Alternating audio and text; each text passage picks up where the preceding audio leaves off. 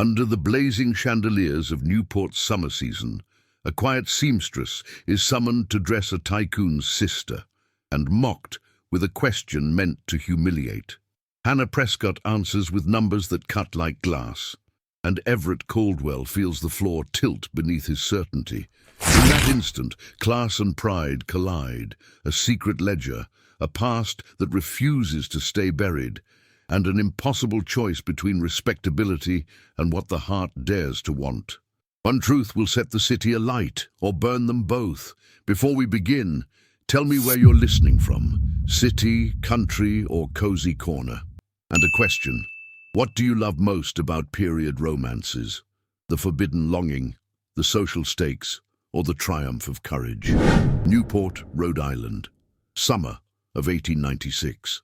The morning sun filtered through the lace-curtained windows of Prescott Atelier, casting intricate patterns across bolts of silk and spools of thread.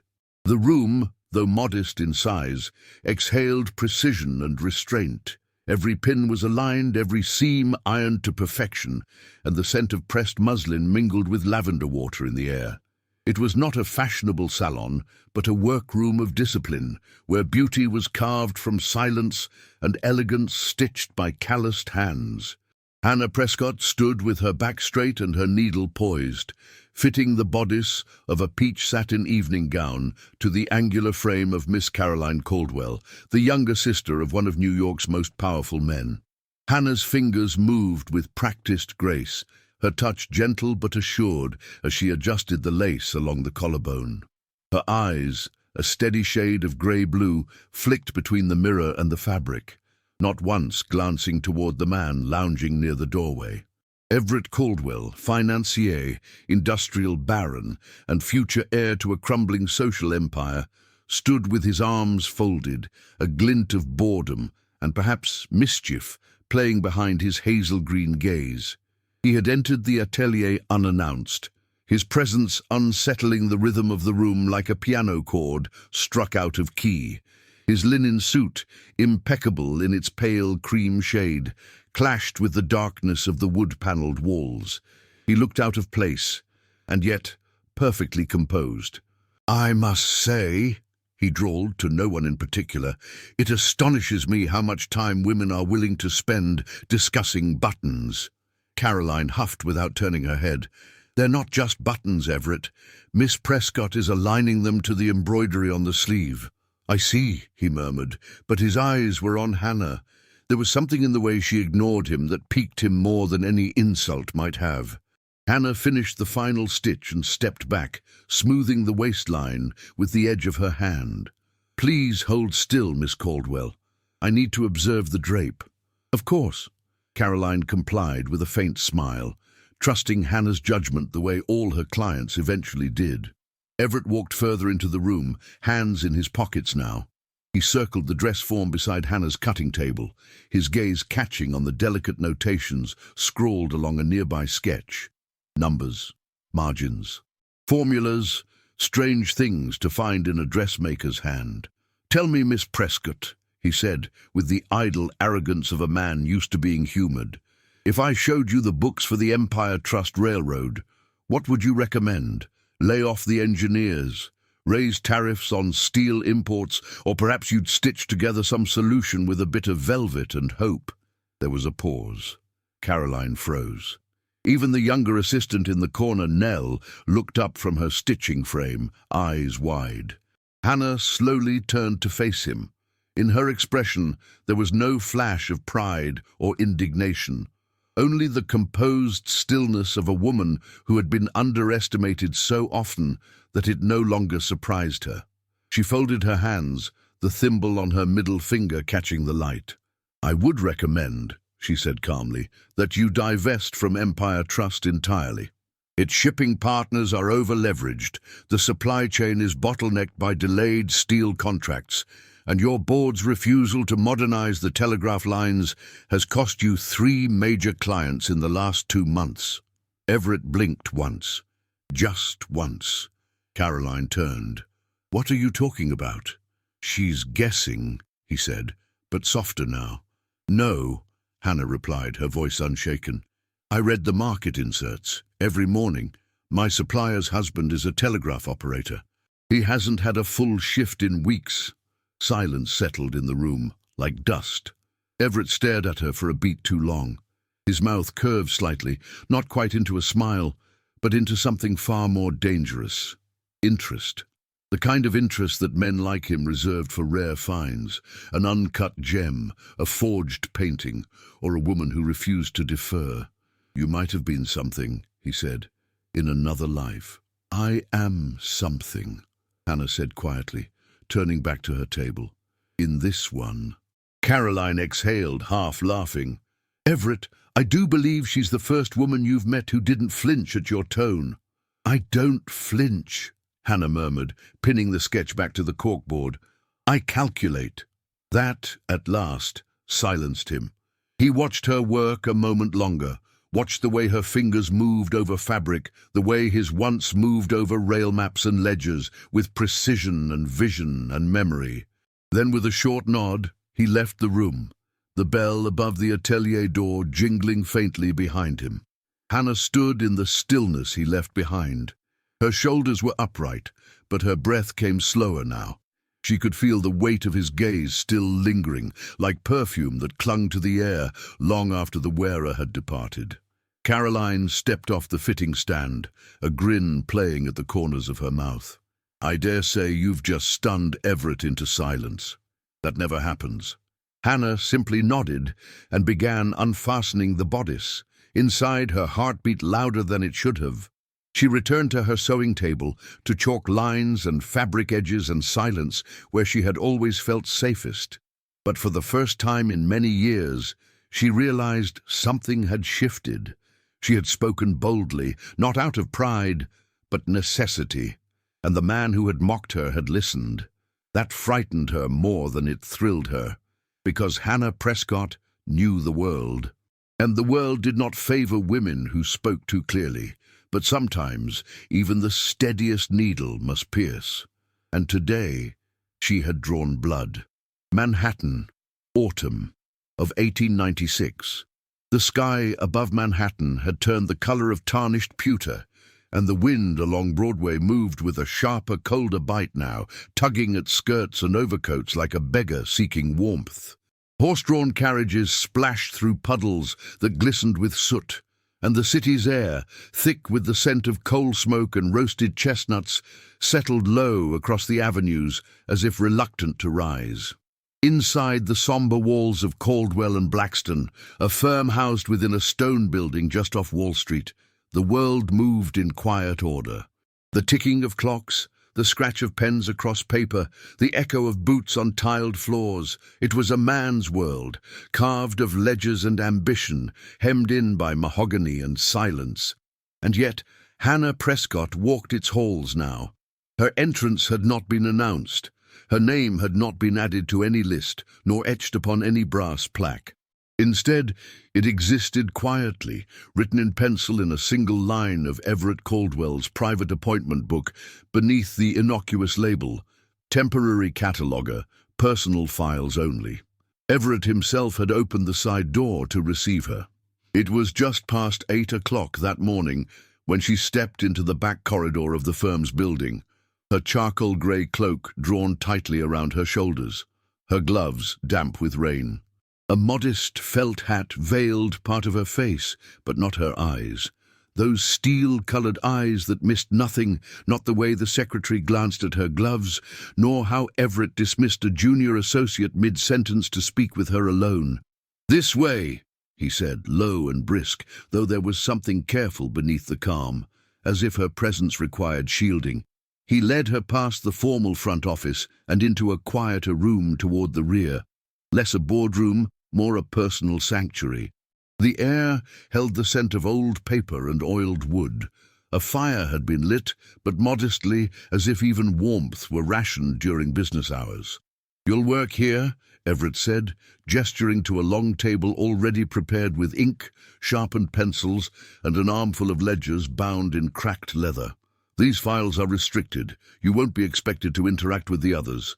If anyone asks, you are here to consolidate the personal archives of a former partner."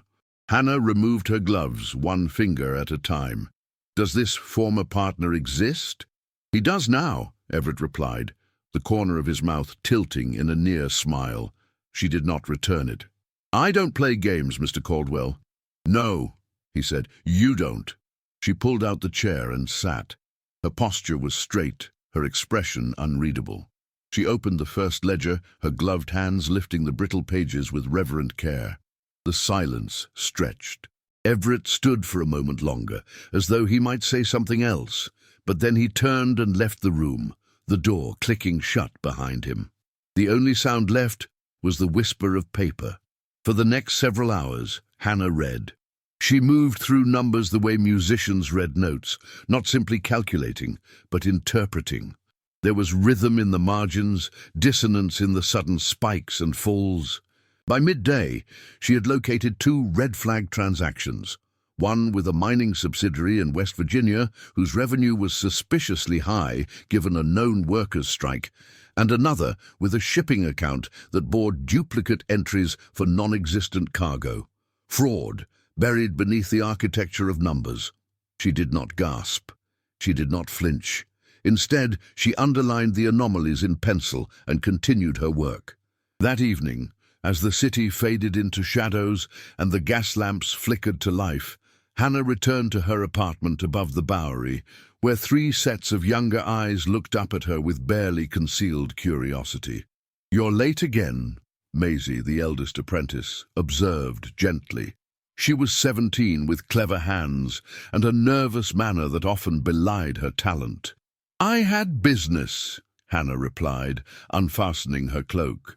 "You don't usually leave with your sewing basket empty," Nell added, glancing sideways at the untouched spools near the hearth. "I wasn't sewing today." Marta, the youngest, sat cross-legged on the floor with a scrap of muslin in her lap, pretending not to listen. Her eyes followed Hannah's every movement. As Hannah sat down to remove her boots, she caught sight of something curious, a folded paper peeking out from under Marta's work apron. She reached out gently. "What's this?" Marta froze. "It's nothing." Hannah unfolded it slowly. Inside was a sketch, slightly wobbly, uneven in proportion, but filled with promise. A dress, modest in cut, but daring in construction, with sleeves gathered at the elbow and a layered hem. Something that could move freely, even in crowded streets. "You drew this?" Hannah asked. Marta's chin lifted, eyes defiant despite the pink rising to her cheeks. "I know I'm not allowed to waste fabric." "You're not." Hannah paused, then added softly, "But you are allowed to dream." She handed the sketch back, and Marta blinked at her as though she'd expected reprimand and didn't know what to do with encouragement. Later that night, when the others were asleep, Hannah lit a single lamp and pulled out the day's notes. She reread the 2 anomalies, making a fresh column of calculations. She should wait. She should gather more evidence. But something in her stomach twisted, something cold and familiar. The same feeling she had when her mother once handed her the rent money, only to have it disappear in a landlord's ledger 2 weeks later. False numbers were not just lies, they were weapons. The next morning, Everett found her already seated in the office. "I need to speak with you," she said, before he could remove his gloves. He nodded. "Go on." She rose and handed him the page. "This is not mismanagement. It's fabrication. Someone is using phantom shipping receipts to inflate dividends. And that mine, its records don't reflect known strike activity. It's being propped up artificially." Everett studied the paper. His brow furrowed slightly, though not in disbelief. "I suspected as much," he admitted. "And you did nothing. I needed proof." "You had it. You just weren't looking in the right place." His gaze met hers. There was no anger in it, only a flicker of admiration, hidden beneath his usual restraint. "You're very precise," he said. "It's how I survived," Hannah answered, and her voice, though even, carried the echo of things unsaid. He looked down at the page again. "You realize this implicates Duncan Blackstone?" "I suspected as much." His mouth twitched. "You're not easily shaken." "No," she replied, "but I've been broken before. I have no interest in letting it happen again." There was a moment of silence between them, weighty like the silence before a carriage crash. Neither moved. The fire snapped behind her. The room smelled of ink and dust and something else now, something like understanding. Everett finally looked away. "Keep reading. Find more. Quietly." She inclined her head once. "As you wish." He turned to leave, but at the doorway he paused. "I've never worked with someone who listens this carefully," he said. "I listen," Hannah replied, her voice a thread pulled taut, "because no one expects me to speak." And as the door closed behind him, she returned to the ledgers, her pencil steady in her hand. She had never expected to be here, never imagined her name would be etched, even in pencil, into the machinery of power. But it was, and names once written had a way of staying. Manhattan, autumn of 1896. The sound of rain against the window panes had become a constant chorus in New York that October, as if the heavens themselves whispered warnings no one dared to heed.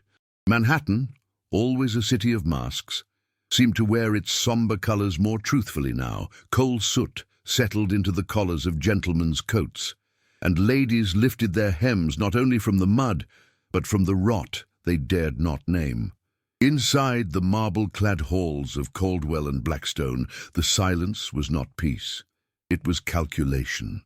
Everett Caldwell stood at the long table in the boardroom, one hand braced on a ledger, the other curled around the edge of a crystal glass that had gone untouched. The gaslight above flickered, throwing errant shadows along the panelled walls where portraits of dead capitalists glared down in oil and varnish. Beside him, the other partners waited. But only one man spoke, Duncan Blackstone. With his brassy cravat and fox-like smile, Blackstone had long made his fortune on risk, disguised as elegance. His voice, smooth and indulgent, filled the room like a cheap perfume. "I see no reason," he said slowly, "to adjust our position in the Empire Trust portfolio. The reports we've received, official reports, indicate no cause for alarm." Everett did not raise his eyes. He turned a page with surgical precision. "And yet," he murmured, "the numbers tell a different story." Blackstone leaned back in his chair. "Whose numbers?" Everett glanced up. "Mine." The silence that followed was not surprise, but suspicion. "And where exactly?" Blackstone asked, a chill beneath his charm. "Did you come across this sudden revelation?" Everett's jaw flexed once. "The ledgers were reviewed." "By whom?" He did not answer. He would not give Hannah's name. Not in this room. Not when the air reeked of wolves. Blackstone gave a smile that didn't reach his eyes. "Everett, if you're going to risk the stability of our firm based on the amateur calculations of some clerk—" "They're not amateur," Everett said, his voice low. "And they're not wrong." Another partner cleared his throat. "With respect, we've all benefited from the Empire Trust's returns. These suggestions, divesting, reforming, may appeal to the conscience, but what of stability? What of profit?" Everett looked away. Outside, the rain continued, drawing faint rivulets down the tall windows. He could see his own reflection, distorted, uneasy, as if the glass itself doubted him. When the meeting ended, no votes were taken, only glances exchanged, promises deferred, and behind them all, Blackstone's laughter lingered like smoke. Down in the Bowery, in a far less gilded corner of the world, Prescott Atelier weathered a different kind of storm. The bell above the shop door barely rang that week. Bolts of fabric remained untouched on the shelves, their vibrant colors muted in the dim light. Hannah moved through the space with her usual efficiency, but something in her motion had sharpened, more precise, more urgent. Maisie noticed it first. "Madame Leclerc cancelled her fitting," she said gently, bringing a teacup to where Hannah was pinning a sleeve. "She said her daughter eloped unexpectedly." Hannah didn't look up. "Did she?" Maisie hesitated. "I heard differently. I heard she read something in the Herald." Hannah's needle paused mid-stitch. She inhaled through her nose, steadying her breath. Nell appeared in the doorway, holding a crumpled page. "You should see this." The paper trembled in her hand as Hannah took it. There it was, in black ink and unforgiving print. The Seamstress and the Tycoon, a union of threads or schemes. Beneath the headline, an anonymous column dressed its poison in wit, questioning the curious rise of a modest dressmaker now often seen near the private quarters of Mr. Everett Caldwell. The writer did not name her, but left enough hints for every society wife in Manhattan to draw the same scandalous conclusion. Hannah folded the paper slowly. Her lips, pale and pressed, did not tremble. But her voice, when she spoke, carried the chill of cut glass. "Clarissa," Maisie blinked. "Who?" Hannah looked toward the window, toward the world above them. "Clarissa Van Allen." She had seen the woman only once, briefly, in the corridor of Caldwell's firm. Tall, icy, unapologetically adorned in fox fur, though the weather hadn't warranted it. Her eyes, blue and sharp, had lingered on Hannah with the weight of a ledger, appraising, measuring, dismissing. Clarissa had seen what others pretended not to, the glances between Hannah and Everett that held a silence more dangerous than words. And now she had struck. That evening, Everett paced his study. He had summoned Silas Grange, his former mentor and closest advisor, seeking clarity, but what he received was censure. "You've gone soft," Silas said, sipping brandy with the confidence of a man who had never been questioned. "Your father built this firm with blood and grit. He didn't let women, especially not seamstresses, bend his vision." Everett stared into the fire. "She didn't bend anything. She revealed a fault line." Silas scoffed. "The only fault line here is your obsession. This is business, Everett, not a parlor romance. If you don't correct course, you'll find yourself outmaneuvered. And if I say I don't care," Silas set down his glass, "then you're no longer fit to lead." The words landed like stones in the pit of Everett's stomach. Later, alone, he opened a drawer and withdrew the page Hannah had handed him days ago, the one marked with pencil, with errors circled and margins annotated in her tight, steady script. He ran a finger along her calculations, imagining the concentration in her eyes as she worked, the honesty of her hands. She was not a weakness, she was a mirror, and that, perhaps, was what terrified the others most. At the atelier, Hannah lit a lamp long after the apprentices had gone to bed. She sat at her table, a blank sketchbook before her, but she could not draw. Her hand hovered over the paper, then fell to her lap. She felt the world tightening around her again, the way it had when she was 15 and her mother lost her voice to illness, when the landlord raised the rent by $2 and claimed it was just business, when the man she once loved decided she was too frail, too serious, too tired to follow into his ambitions. She had survived all of that. But this public unraveling by a woman whose face was never marred by sweat or ink, cut deeper.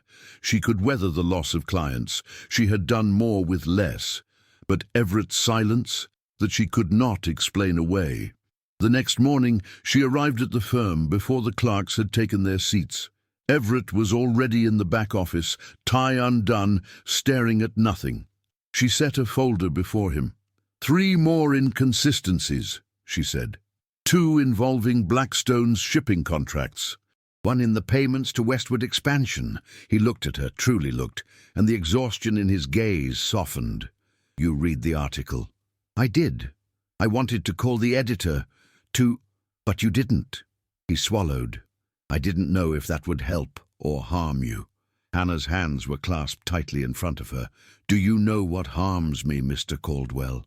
He said nothing. "Silence," she whispered. "Silence is what wounds." He reached for her hand instinctively, but stopped short, his fingers lingering a breath away from hers, the air between them thick with all the words left unspoken. "I will act," he said finally. "Just not yet." Hannah met his gaze for a long, weighted moment. Then she turned, and this time she walked out with the folder still in his hand.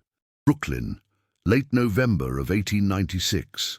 The first cold winds of winter swept across the East River, carrying with them the raw scent of metal and coal. Brooklyn's streets, narrow and uneven, were veiled in grey fog, and the silhouettes of tenements rose like weary sentinels against a sky that could no longer decide between dusk and dawn. Beneath the clamour of wagon wheels and factory whistles, the city hummed with the restless pulse of progress. An age hung between darkness and electricity, between hope and hazard. In that fragile space between, Hannah Prescott walked alone.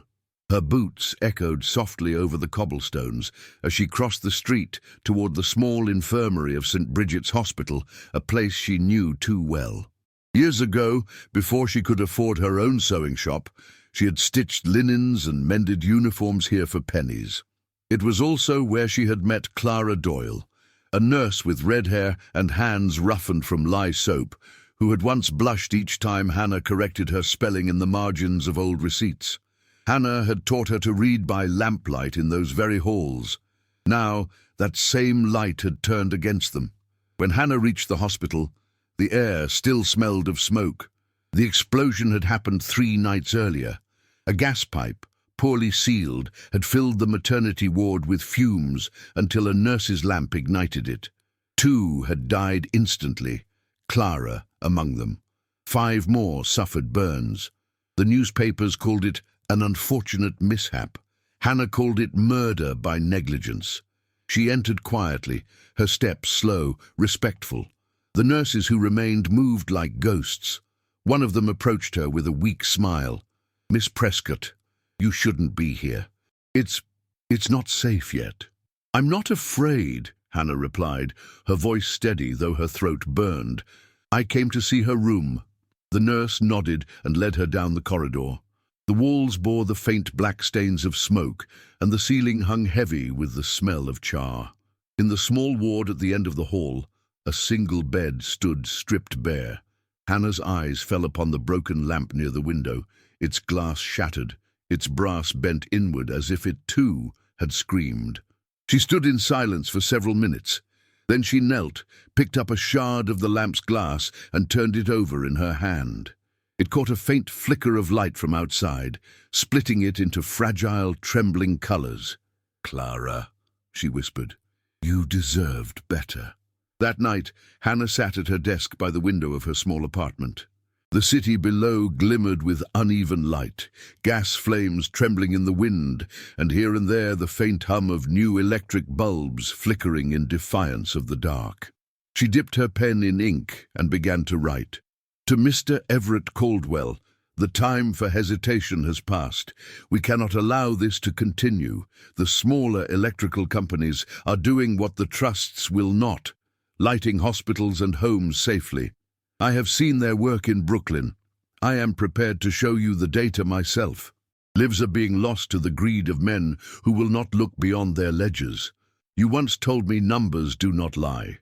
Then look at these and see how truth can burn." She signed only her initials, HP. When the letter reached Everett the next morning, he read it twice before folding it carefully and slipping it into the inside pocket of his vest. He could almost hear her voice in the ink, calm, certain, unwilling to bend. And yet, as he looked out from the window of his office toward the chaos of the city, doubt coiled through him like smoke. He summoned his assistant and ordered discreet inquiries into the electric companies Hannah had mentioned. He began shifting small investments away from gas-related holdings, carefully, quietly. But he did not, could not, speak publicly, not yet. For every step he took toward her vision, a dozen voices whispered behind him. In the boardroom that afternoon, Duncan Blackstone's tone was honeyed with malice. "I hear," he began casually, "that some of your accounts have moved. Odd timing, given the explosion in Brooklyn. Surely you're not letting that tragedy influence your professional judgment." Everett did not look up. "The numbers warranted adjustment." "Ah," Blackstone said. "Numbers. Or perhaps the influence of a certain seamstress who likes to play economist in your spare office." The air tightened. Everett's hand stilled over the ledger. "Careful, Duncan. I'm only concerned," Blackstone continued, "that your recent associations may invite scrutiny. The press, you know, loves a story that marries scandal to morality. Silas Grange, sitting at the head of the table, cleared his throat. "Gentlemen, this conversation is beneath the dignity of our firm." But Everett caught the brief flicker of disapproval in his mentor's eyes. It was enough to remind him of what was at stake. One wrong statement, one public step, and the empire his father had built could crumble under ridicule. That night, while Everett sat before his fire, Hannah stood in the modest kitchen of a widow named Mrs. Doyle, holding a bowl of soup that had long gone cold. The woman sat beside her, clutching a worn shawl to her chest. Her eyes, red-rimmed and hollow, stared into nothing. "They said the pipe was repaired," Mrs. Doyle murmured. "She wrote to me 2 days before. Said she'd been promised new lamps, safe lamps. I told her to be careful. I told her—" Her voice broke. Hannah reached out and took her hand. "She was careful," she said softly. "Others weren't." She stayed until the fire burned low, listening to the widow's quiet sobs fade into exhausted sleep. Then she stood and stepped outside into the cold. The streets were wet and gleaming. Children ran past with bare feet, chasing a rolling hoop beneath the dim gaslight. Somewhere, a man played a violin with aching beauty, the notes threading through the air like prayers that had forgotten their faith. Hannah pulled her shawl tighter and walked toward the trolley stop. From across the river, Manhattan shimmered in the distance, a constellation of light and ambition, and somewhere within that glittering skyline was Everett Caldwell, seated behind polished glass, debating ethics in comfort while the city bled. By the time she reached home, her decision was made. The next morning, she arrived unannounced at Caldwell and Blackstone. The receptionist's eyes widened, but said nothing, when Hannah, calm and self-possessed, requested to see Mr. Caldwell. Everett emerged from his office moments later, his expression a careful mask. "Hannah," he said quietly, "this isn't the place. Then take me somewhere that is." He led her to his private office and closed the door. The scent of ink and cedar filled the air. For a long moment, neither spoke. He waited for her to begin, but when she did, her voice carried both restraint and fire. "You could end this," she said. "You could pull every dollar out of the gas monopolies tomorrow. You could force the market to change. And lose everything my firm holds." His tone remained even, but his eyes betrayed the turmoil beneath. "You think I don't want to act? You think I haven't—" "I think," Hannah interrupted, "that you are a man who has spent his life learning how to wait. And waiting has cost more than you realize." She stepped closer, not in defiance but in conviction. Her eyes met his, grey-blue against hazel green, steady and unyielding. "Clara Doyle died in that explosion," she said softly.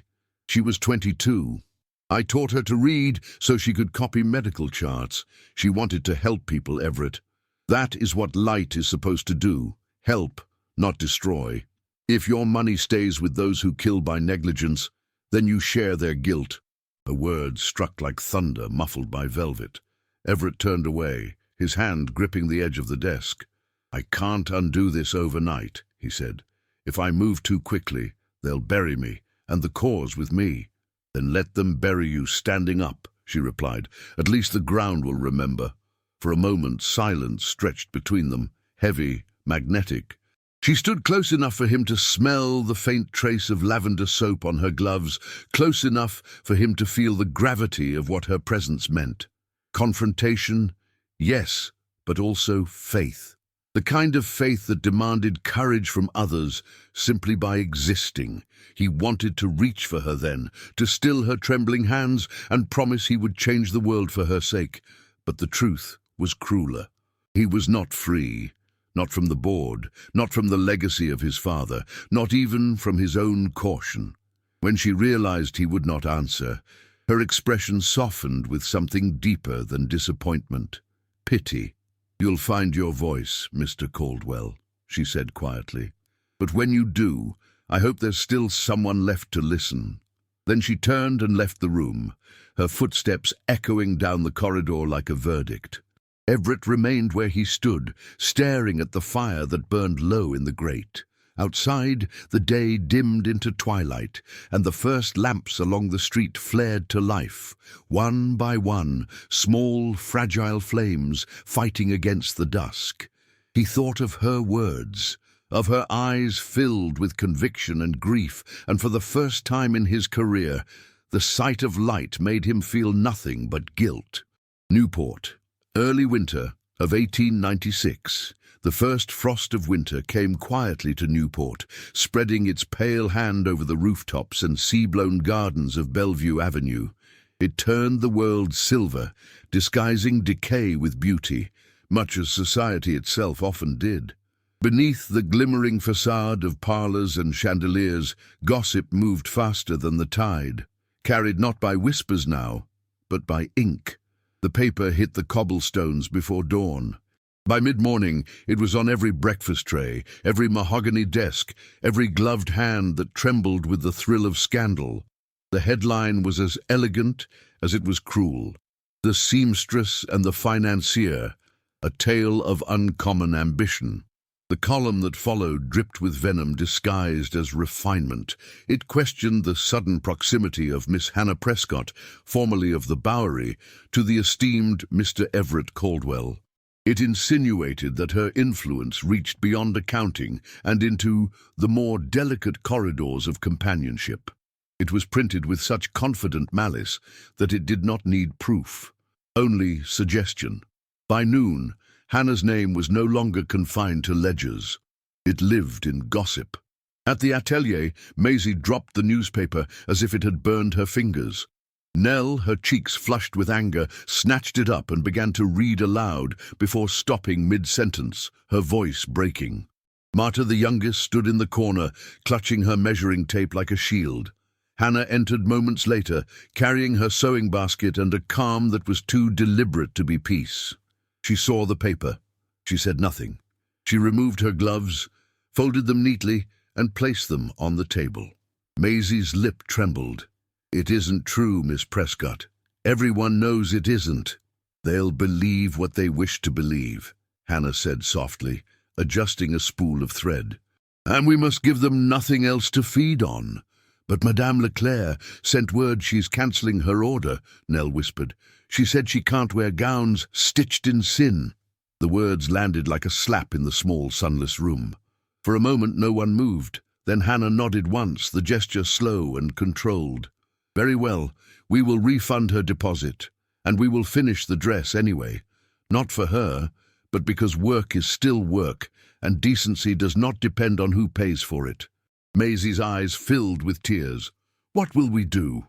"We will continue," Hannah said, "as we always have." But when she turned away, the colour had drained from her face.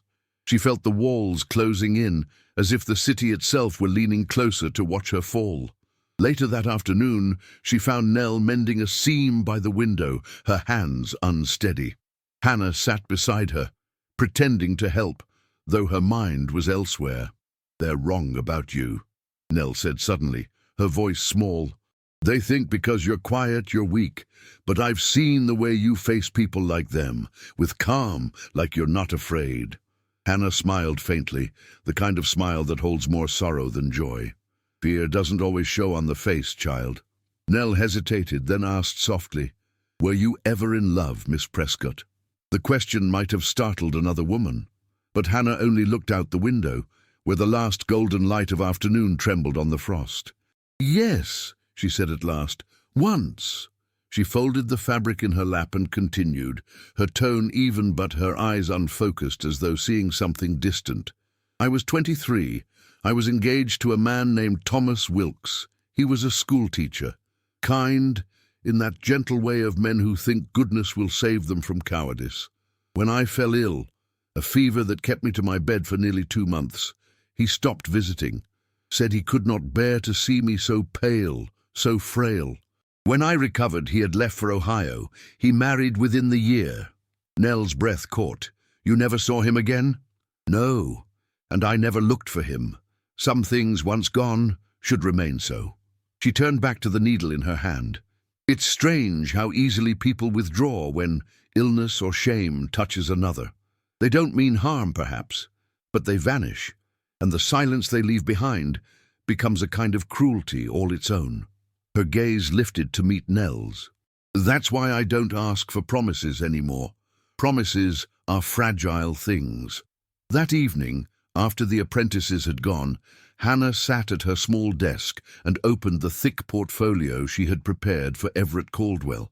Every page bore her precise handwriting, charts, tables, the blueprint of a man's salvation, if only he would take it. She tied the folder with a ribbon of grey silk and slipped it into her satchel. Outside, the streets of Newport were slick with sleet, the lamps glowing faintly through the mist. She walked to the residence where Everett was staying, a rented townhouse overlooking the ocean cliffs. The sea roared faintly below, its rhythm steady and relentless, like her resolve. The butler hesitated when he saw her. "Mr. Caldwell is at supper. He will see me," Hannah said, her tone leaving no room for refusal. A moment later, Everett appeared in the corridor, his dinner jacket perfectly pressed, though his expression bore the exhaustion of sleepless nights. He looked at her as though he had expected this, dreaded it even. "Hannah," he began quietly, "this is not—" She set the folder on the console table between them. "Everything is in there. A full plan for divestment, distribution, and reinvestment in the electrical firms. If you act now, you can stabilize your holdings before Blackstone uses the scandal to destroy you." He did not touch the folder. "And if I don't, then you will lose more than your firm, Mr. Caldwell," she said. "You will lose what is left of my respect." His eyes darkened. "You think I wanted this? You think I haven't tried to stop it?" "I think," she interrupted, her voice trembling despite her will, "that you care more about what the world whispers than what you know is right. You are waiting for the right moment, but the right moment never comes for men who are afraid." He took a step closer. The air between them tightened, charged with unspoken things. "I am not afraid," he said. "Then prove it." She could see the conflict flickering behind his eyes, the battle between the man of principle she had glimpsed and the man of silence he had always been. For a heartbeat, she thought he might finally speak, might reach across the distance and choose her side. But he said nothing. The clock in the hall struck 7. Hannah's hand brushed the folder, pushing it toward him. "You have until morning," she said softly. "After that, I will no longer speak for you. Nor to you." He opened his mouth, but she lifted a hand, a gesture not of dismissal but of mercy. "I once believed silence could protect me," she said.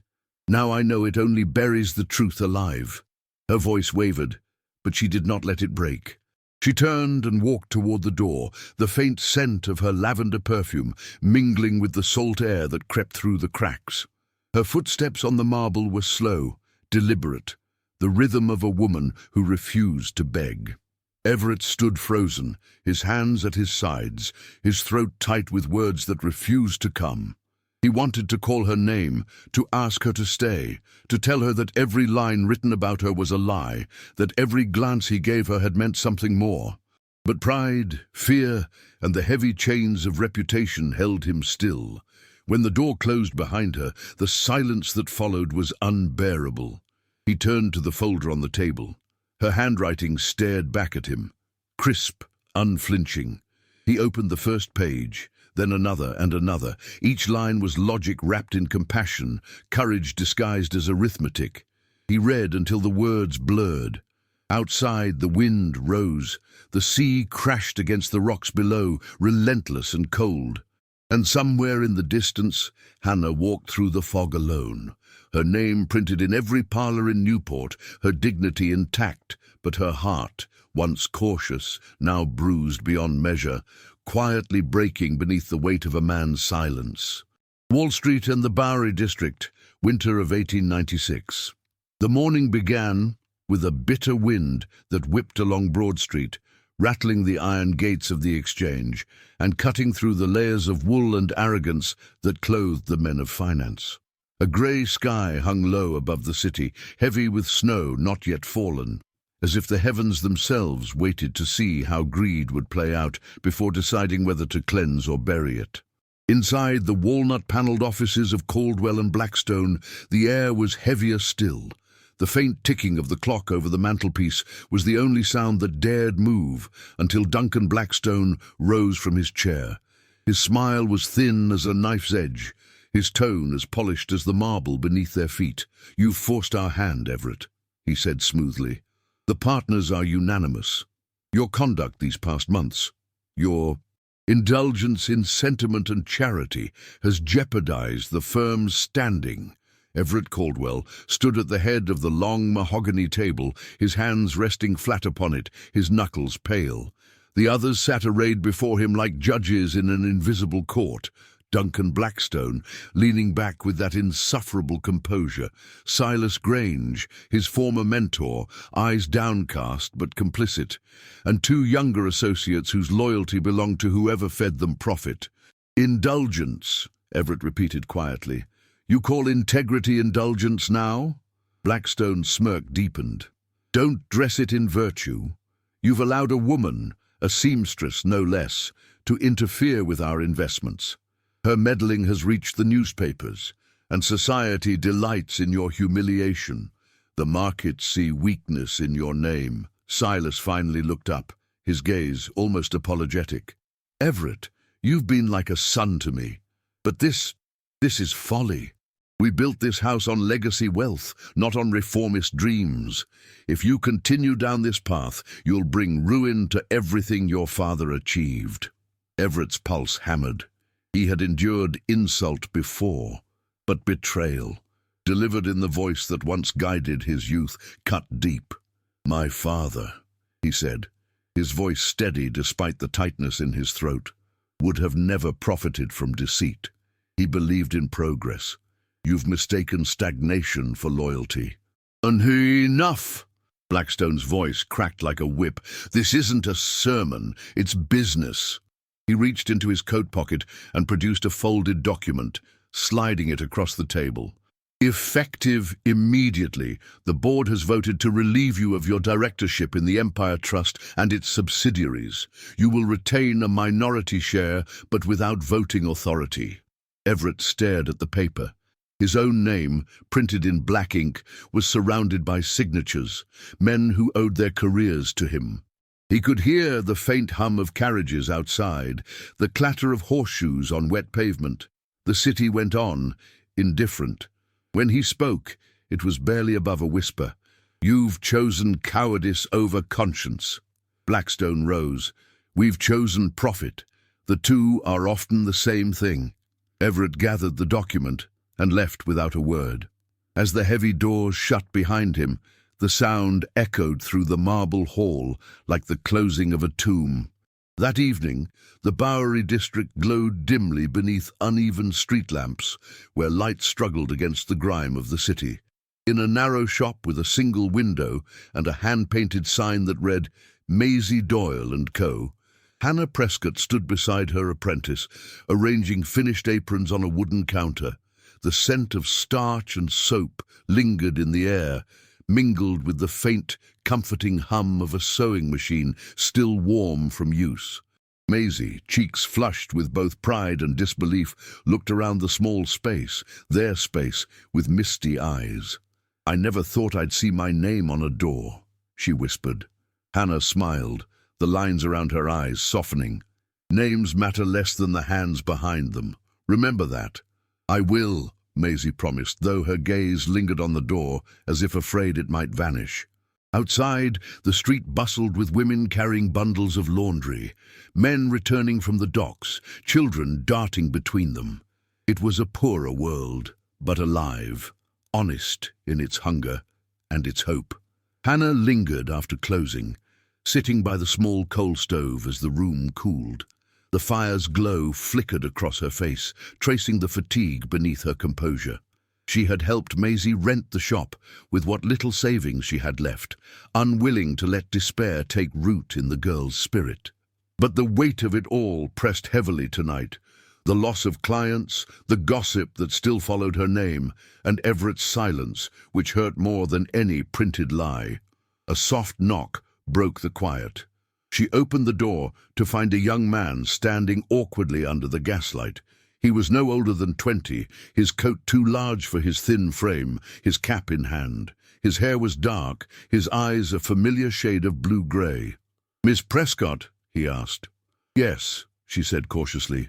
"My name is Theo Bennett. My father, Charles Bennett, once employed you at the tailor's on Pearl Street." Hannah's breath caught. "I remember." Theo shifted from foot to foot. "I work now as a clerk at Caldwell and Blackstone. I thought you should see this." He held out a small parcel, bound in string and brown paper. Inside were ledgers, older ones, stamped with the firm's insignia.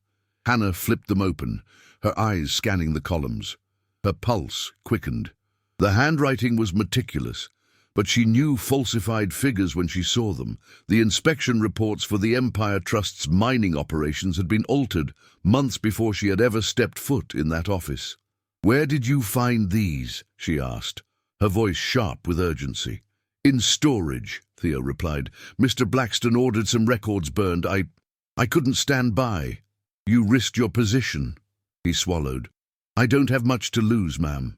My father taught me to respect honesty. He said you once worked until midnight sewing a coat for him after his partner cheated him out of wages. He never forgot that." Hannah closed the ledger gently. "Your father was a good man, and you've honored him." Theo looked at her as though her approval were worth more than coin. "What will you do?" "What must be done," she said simply. "Truth has waited long enough." When he left, the shop felt colder. Hannah sat a long while in silence before she noticed the envelope beneath the ledgers. It bore no name, but she recognized the crest, embossed in gold. A swan, surrounded by laurel leaves. The Van Allen family. Inside was a single check and a note, written in Clarissa's elegant script. "For your discretion. I trust even seamstresses have their price."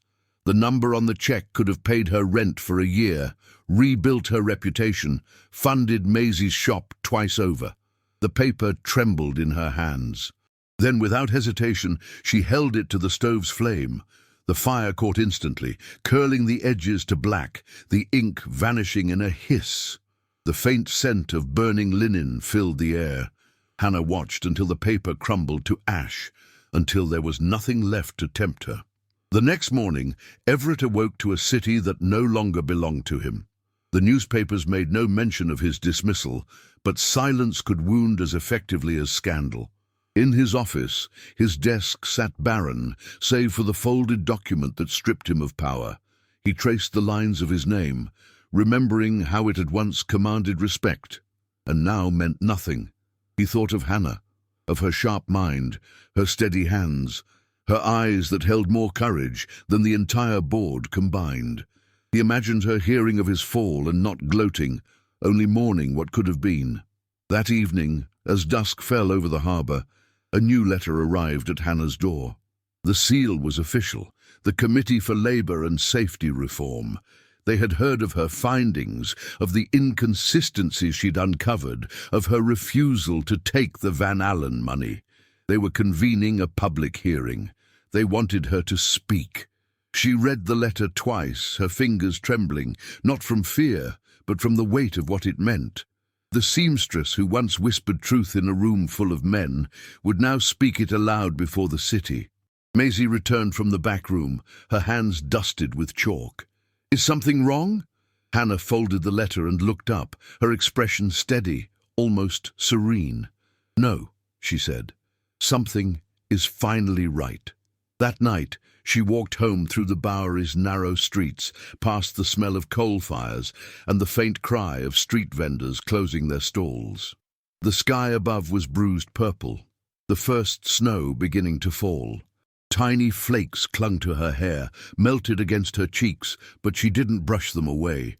They softened her face, catching the lamplight until she seemed to shimmer against the darkness.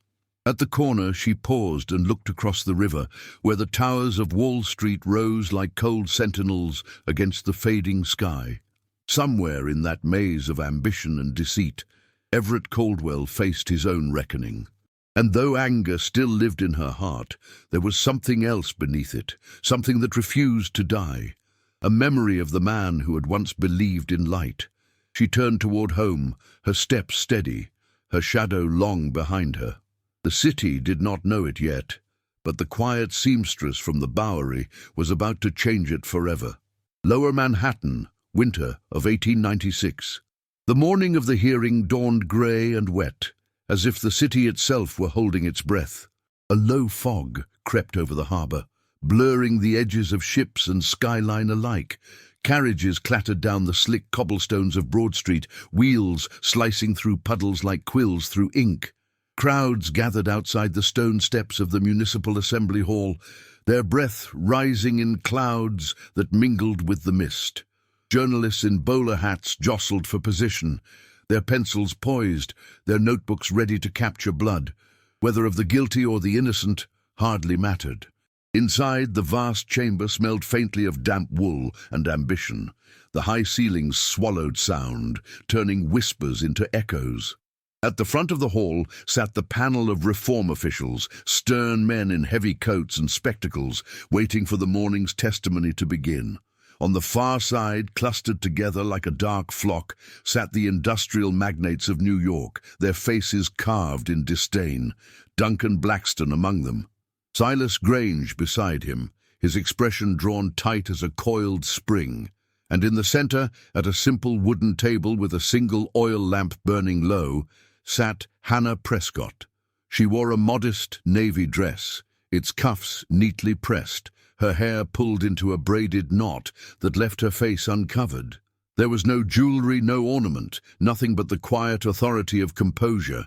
She kept her gloved hands folded on the table as the chairman called the session to order. "Miss Prescott," the man began, his tone halfway between courtesy and curiosity, "you've been called before this committee as a witness regarding irregularities within the Empire Trust's inspection ledgers. Please state your occupation."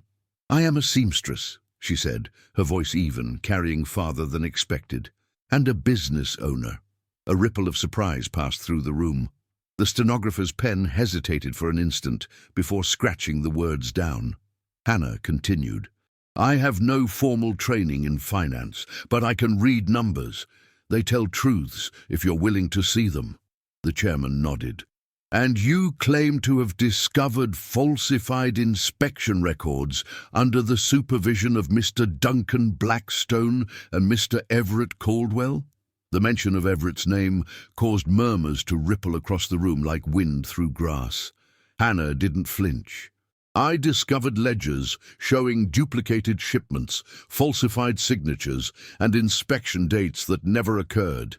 These actions placed thousands of workers in danger and misled investors about the safety of the mining and gas operations." The chairman gestured for her to proceed. "You may explain." Hannah opened her folder. Every page was clean, meticulous. Her handwriting flowed in even, precise lines, each number carefully checked. She began to speak, not with accusation, but with clarity.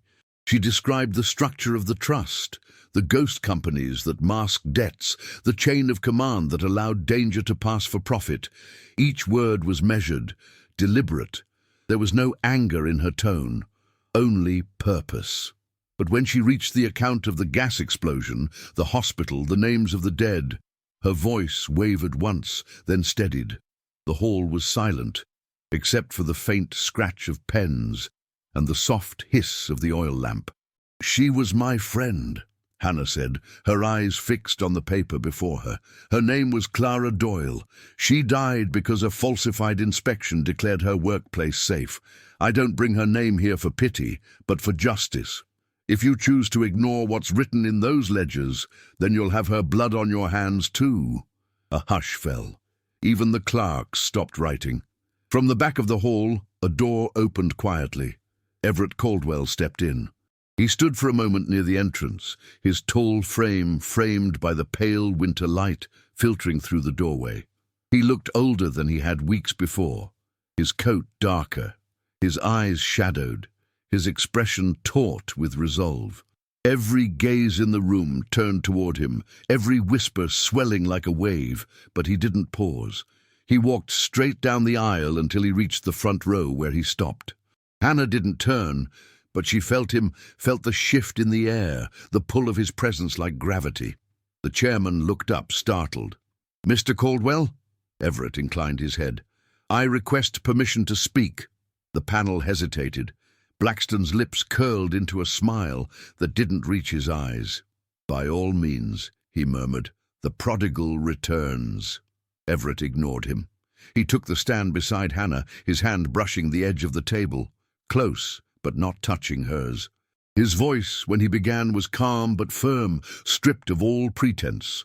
"Miss Prescott is correct," he said. "The ledgers she presents are genuine. I reviewed them myself, and I failed to act when I first saw the signs." A ripple of shock tore through the hall. "Mr. Caldwell," the chairman said, adjusting his spectacles, "are you admitting knowledge of these discrepancies?" "I am," Everett replied, "and I accept full responsibility for my silence." Blackstone rose abruptly. "This is outrageous. He's attempting to save himself by slandering the firm." Everett turned, his tone cutting through the uproar like a blade. "You doctored the inspections, Duncan. You ordered them to be burned. I have the memorandums and witness statements to prove it." "You have nothing," Blackstone hissed. "You're finished." "Perhaps," Everett said softly, "but so are you." The pressmen scribbled furiously, their pencils scratching like the sound of rain against glass. Hannah remained still beside him, her heart pounding, not in triumph but in disbelief. For the first time he had chosen to stand, not behind her but beside her. Blackstone's face blanched, but Silas Grange leaned toward him, whispering something urgent. They both sat down, the illusion of composure cracking. The chairman called for order, his gavel striking the desk 3 times before the murmurs quieted. "This committee will review the evidence presented. Until then, both parties are to remain available for questioning." As the session adjourned, the crowd erupted, reporters rushing forward, spectators shouting questions, the clang of chairs and footsteps filling the hall. Hannah gathered her papers, her fingers trembling slightly. Everett turned to her. "You shouldn't have had to do this alone," he said quietly. "I wasn't alone," she replied. "Truth has a way of finding allies when it's ready to be heard." Their eyes met, 2 weary souls bound by what had been lost and what might still be saved. For a fleeting moment, the noise around them disappeared.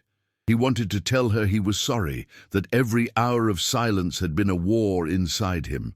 But she turned away before he could speak. Outside, the wind had picked up. The first flakes of snow drifted through the air as the crowd spilled onto the street. Hannah wrapped her cloak tightly and descended the steps, the reporters calling her name, shouting questions she refused to answer. By nightfall, the newspapers would carry her story across the city. Her name, once a whisper of scandal, would now be spoken with awe or contempt. That same night the Bowery slept uneasily. Hannah returned to find the atelier door ajar. The lock had been forced. Inside, the room was in ruins. Bolts of fabric lay torn, spools scattered, the mannequins overturned. The air smelled of smoke and varnish, of cruelty and cowardice. On the wall, scrawled in chalk, were 2 words: "Fallen woman." Maisie, Nell and Marta arrived minutes later, out of breath and wide-eyed. Maisie gasped when she saw the wreckage, covering her mouth with her hand. Nell began to cry. Marta picked up a scrap of muslin and pressed it to her chest as though it might steady her. For a long moment, Hannah said nothing. She stood in the center of the chaos, her face unreadable, her heart aching. Then she set down her satchel and rolled up her sleeves. "Get the broom," she said softly. "We start now." The girls obeyed without hesitation. They swept, gathered, stitched what could be saved. Tears fell quietly, but there was a strange peace in the rhythm of the work. The same hands that once created beauty now restored it from ruin. The door opened again near midnight. A gust of wind swept through, followed by the tall figure of Everett Caldwell. His coat was damp with snow, his expression grave. "Hannah," he said, his voice roughened by the cold. "I came as soon as I heard." She didn't look up from where she knelt, gathering broken glass into a pan. "You shouldn't be here. People already have enough to say." "I don't care what they say." She glanced up then, meeting his eyes. There was no anger, No accusation, only exhaustion. "Neither did I," she murmured. "And look what it cost." He took a step closer, then another, until he stood beside her. "Let me help." "I don't need your money." "I didn't bring money." His gaze softened. "Only hands." For a heartbeat she hesitated. Then she nodded once. He removed his gloves and crouched beside her, the fabric of his coat brushing her sleeve. Together they swept the shards into silence, their movements slow, deliberate. The lamplight caught on the edges of the broken glass, scattering tiny fragments of light across the floor. In those reflections, they looked like stars fallen to earth, faint, imperfect, but still shining. When the last piece was cleared, Hannah straightened, brushing dust from her skirt. The room looked smaller now, but somehow warmer. Maisie had fallen asleep at the table, her head resting on folded arms. Nell and Marta sat by the stove, whispering softly. Everett glanced at Hannah. "You could rebuild," he said quietly. "You could start again. I'll help you find—" She stopped him with a single shake of her head. "I will rebuild," she said, "but not because anyone allows me to." He smiled faintly. "I wouldn't expect otherwise." For a long moment they stood together, the silence between them not empty but full, of regret, of gratitude, of something tender neither dared to name. The snow outside thickened, muting the world into stillness. When Everett finally left, he paused at the door, looking back once. She was standing near the stove, the glow outlining her in gold. The quiet strength in her posture struck him like revelation. For the first time, Everett Caldwell understood that light was not merely something one built or bought. It was something one became. New York, early spring of 1897.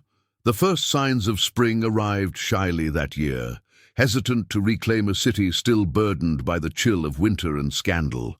The snow that had once blanketed the rooftops of Manhattan melted into narrow rivulets that ran along the cobblestones, carrying away the soot and grime of long, sleepless months. Yet beneath the grey sky, life began again, tentative, resilient, much like the woman who now stood before her reopened shop, key in hand. Hannah Prescott inhaled deeply, the crisp air tinged with the scent of damp earth and coal smoke. Behind her, Maisie and Nell leaned against the carriage that had brought the last of their fabrics from the depot. Inside, the atelier gleamed with quiet renewal, freshly painted walls, polished sewing tables, and shelves neatly stacked with bolts of linen, cotton, and wool.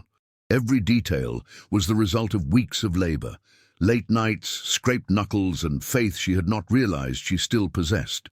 Maisie brushed her hands on her apron, smiling shyly. "It looks even better than before, Miss Prescott." "It looks alive," Hannah corrected gently, "and that's enough." She unlocked the door. The bell above it rang, pure and bright, the same bell that had once been silenced by vandals. Now it was a herald of return. As they stepped inside, sunlight filtered through the tall windows, striking the sewing machines in a gleam of gold. Hannah paused to trace her fingers along the edge of one, feeling the familiar coolness of the iron beneath her touch. The rhythm of stitching had always been her language, each seam a sentence, each garment a confession. But now, every thread carried something more, defiance, endurance, and gratitude. "Maisie," she said, turning to her former apprentice, "I want your shop's mark stitched into this season's work. Clients should know who taught these hands." Maisie's eyes widened. "My mark? Your name, child. You've earned it." For a moment, Maisie's composure faltered. She pressed her hands to her mouth, then threw her arms around Hannah in a brief, unguarded embrace. "You never gave up on me." Hannah's smile was faint but warm. "Because I knew you'd build what I couldn't." Outside, a carriage rolled past, the clatter of hooves blending with the distant hum of a changing world. Across the river, smokestacks rose beside new electric towers, their wires stretching like veins through the city. Change had begun, quietly, stubbornly, through men and women who refused to surrender to darkness. Among them was Everett Caldwell. He stood in his office overlooking Wall Street, the same view that once signified triumph. Now it felt more like penance. The winter had stripped him of illusions. His name, once synonymous with power, now provoked either pity or derision. But the ruin had given him something rarer: clarity. Stacks of correspondence covered his desk, most of them unanswered. Yet among them lay one document he had written himself, an open letter published that very morning in the New York Times. He had titled it simply, "An Apology to the City." In it, Everett Caldwell admitted his silence. He confessed that he had allowed greed to blind him to the human cost of progress. He named the victims of the Brooklyn explosion. He praised the reforms proposed by the Electrical Safety Committee, and, in language measured but sincere, he acknowledged the woman who had forced him to see light not as a commodity, but as a responsibility. He did not write her name. He didn't need to. By afternoon, the letter had reached every parlor, factory, and office in New York. Some dismissed it as sentimental nonsense, others called it bravery, but for Everett it was simply truth, late but finally spoken. He stood by the window now, watching the city pulse below, when Theo Bennett knocked on the door. "Come in," Everett said. The young clerk entered with a hesitant smile, his jacket a little too big for his frame. "You asked to see me, sir." "I did." Everett gestured to the chair opposite his desk. "Sit down." Theo obeyed. Everett regarded him for a moment, the earnestness in his eyes, the quiet strength in his posture. "You've shown integrity when few around me did," he said. "You risked your livelihood to bring forward the ledgers. That deserves recognition." "I only did what was right, sir." "Then you'll continue doing so. As of this morning, you're promoted to senior clerk, with a salary increase and full decision authority on reform contracts." Theo's eyes widened. "Sir, Don't thank me," Everett interrupted gently. "You earned it, and this firm needs men like you more than ever." Theo hesitated, then nodded. "I'll do my best. I know you will." When Theo left, Everett sat in silence for a long while. The fire in the grate had burned low, but its faint warmth reached him. He thought of Silas Grange, the man who had once shaped him, now gone without farewell. The letter Silas had sent, delivered days after the hearing, still lay unopened in Everett's drawer. But he knew what it contained: disappointment, condemnation, the kind of cold severance only those who mistake loyalty for ownership can deliver. He closed the drawer without touching it. At dusk, he took his coat and walked the streets alone. The city was changing faster than he could recognize. Electric bulbs now glowed in windows that once flickered with gaslight. The bridges shimmered faintly under the new current, each spark a defiance of shadow. He found himself in front of Hannah's shop before he realized where his steps had carried him.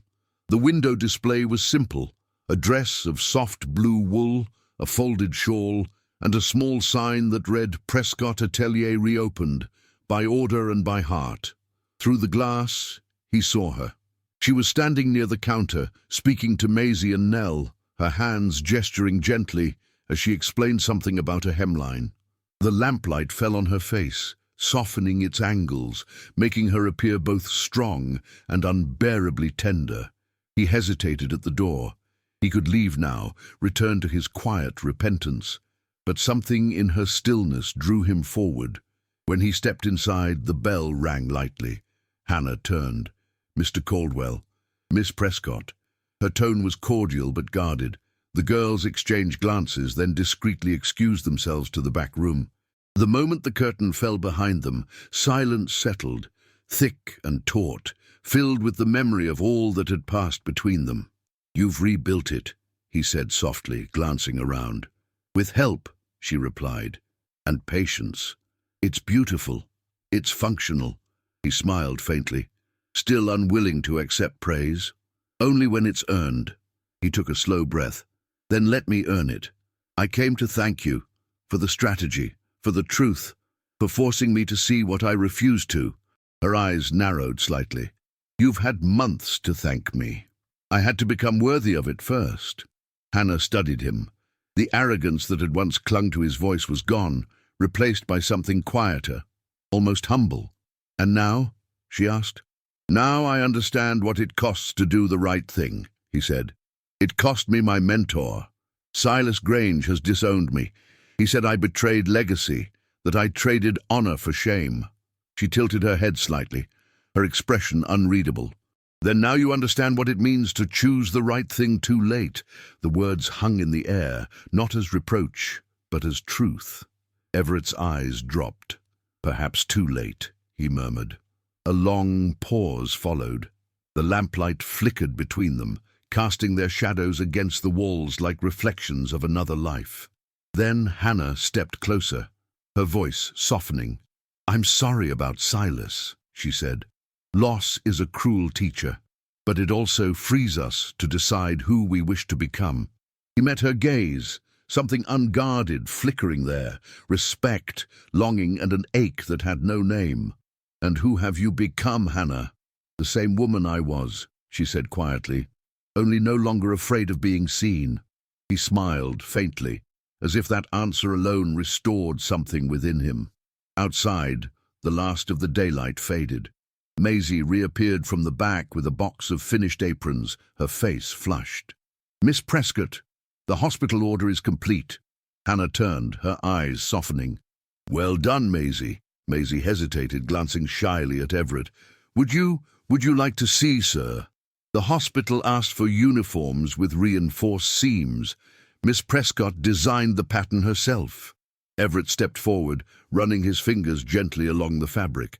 The stitches were strong, even, made to endure both labor and time. "It's perfect," he said sincerely.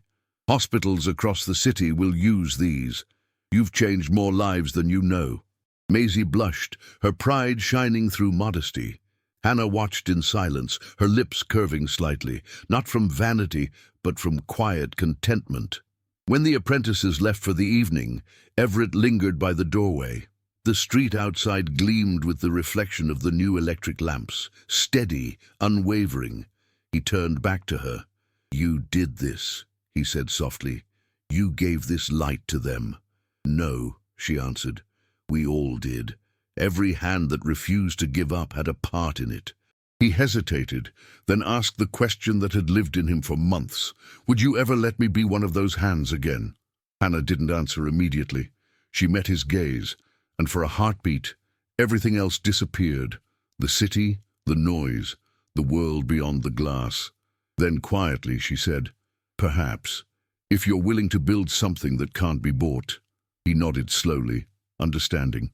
"Something that lasts. Something that matters," she said. As he stepped out into the night, the lamps along the street hummed with electric life, their glow catching in the puddles until the whole city shimmered like a web of light. From the window, Hannah watched him go, her reflection merging with his silhouette through the glass. And though neither spoke another word, both felt it, the fragile, luminous thread between them mending itself, stitch by careful stitch, in a city learning to glow again. Metropolitan Opera House. A winter night's snow sifted over Manhattan in a hush that felt ceremonial, as if the city itself were dressing for the occasion. Carriages queued along Broadway, wheels whispering through powder, lanterns casting soft halos over the velvet coats and glittering hairpins that emerged beneath the marquee. Inside the Metropolitan Opera House, warmth gathered like breath on glass. The grand foyer shone with light. Gilt balustrades, the satin gleam of marble, chandeliers crowded with 1,000 facets of flame. A quartet played near the stair, violins rippling over the murmur of voices, while footmen moved through the crowd with silver trays and poised indifference. The gala program read, in dignified script, a single dedication: an evening to celebrate the electrification of the city's hospitals. Polite gratitude lined the speeches, discreet philanthropy smoothed every edge, but beneath the polished phrases there lived the stubborn pulse of the truth. Safety had been won with testimony and scandal, with names spoken in rooms that had never expected to hear them. The light burning above the stage had cost more than coin.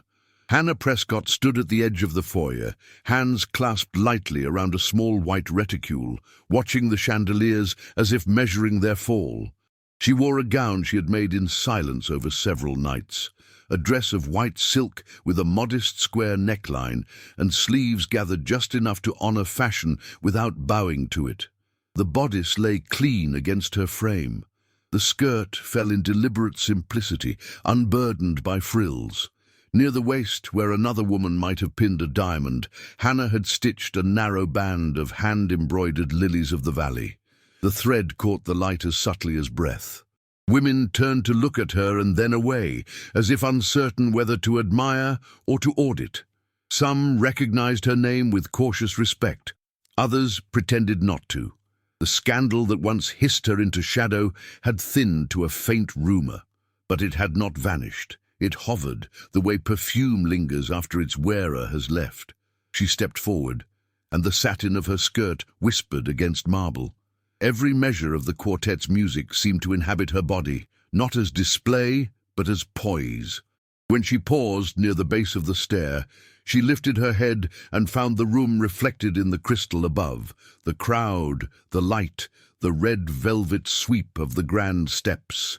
For a heartbeat, she felt like a seam hidden beneath a garment, essential, unseen, passing through everything. Then, on the next measure, Everett Caldwell entered. He shed the winter night as he crossed the threshold, shook snow from his coat, gave it into the hands of a waiting footman, and moved into the foyer with a composure that had nothing to prove. The severity that had once stiffened his jaw had softened since the hearing. Humility did that to a man's face. He wore a black evening tailcoat with understated silk lapels, a crisp white waistcoat, and a white tie tied precisely. No carnation, no rings, no presentation watch. Only a small fold of linen at his breast, plain as a whispered vow. He did not seek the cluster of donors pressed around the staircase. He did not turn toward the men who had once bowed to him and then barred him. He walked straight through the crowd until he found the seamstress in white, and the room, without quite knowing why, adjusted its focus. "Hannah," he said, and the name, spoken without claim or apology, replaced the low hum behind her ribs with something steadier. She bowed her head once. "Mr. Caldwell." He offered his arm under the chandeliers, not as a concession to spectacle, but as a declaration that asked nothing in return. His hand, gloved in white kid, waited within reach. Hannah studied the arm for one breath, then placed her fingers lightly against the sleeve. A simple acceptance, and yet it pried open a future. They mounted the grand stair together. Reporters noticed. Of course they did. Pens flared like small sabers, the graphite points hungry. A pair of photographers adjusted their apparatus near the balcony, calculating exposure against the blaze of crystal. The murmurs rose, broke, reassembled. The financier and the seamstress on the same step, under the same light, without shame. A year ago, the idea would have been delicious in the cruelest way. Tonight it tasted of a rival. Everett did not look at the journalists. His gaze remained on Hannah, attuned to the subtle changes in her expression, the disciplined calm, the hint of startlement whenever a flash of light pricked the air, the quiet resolve that had become as much a part of her as the blue-grey of her eyes. At the landing, he lowered his voice. "If it grows tiresome," he said, "we can leave at once." She kept her hand in the crook of his arm. "No, let them see what the work looks like when it stands." They moved into the crimson hush of the main corridor. The opera's gold-leaf medallions glimmered above portraits of composers. The velvet curtains breathed each time a door opened and closed. A steward approached with the determined serenity of a man tasked with shepherding donors to their rightful boxes. Everett inclined his head, accepted the program, and dismissed the steward without relinquishing Hannah's arm. "The program's second interlude," he said, "is the acknowledgement of the hospital fund. I cannot escape the dais." "You will not be alone there," she replied.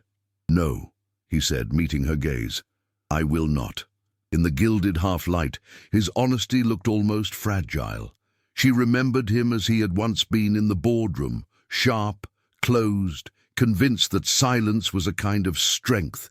The man beside her had learned the more expensive lesson, that truth costs and is worth the price. They entered the grand tier. Curtains of red velvet framed the stage like a wound resolved to heal.